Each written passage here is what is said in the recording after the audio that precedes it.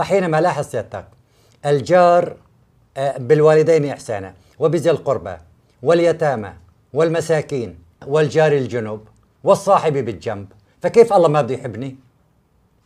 لذلك والله يحب المحسنين.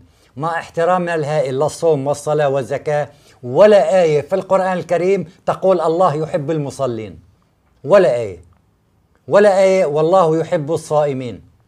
لاحظ سيادتك؟ لأنه الصيام يعني حينما أصوم أو أصلي ما بقدم خير لسيادتك.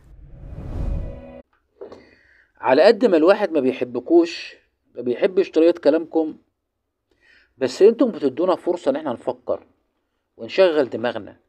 ودي الدعوة بدعوها لكل الناس اللي بتشكك في القرآن وبتلحد في آيات الله وبتلحد في أحاديث رسول الله، ما تبلكهمش، شغل دماغك.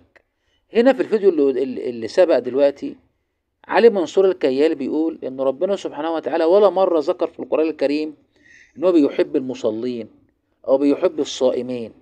بس احب اذكرك يا عم علي ان ربنا سبحانه وتعالى بيقول ان الله يحب المحسنين، الايات 195 من سورة البقرة. طيب الاحسان ده انا الاقيه فين؟ الإحسان، طب إزاي أنا أكون محسن؟ إزاي أنا أكون محسن؟ طيب في آية تانية برضو في سورة البقرة، آية 222، قال الله تعالى إن الله يحب التوابين ويحب المتطهرين.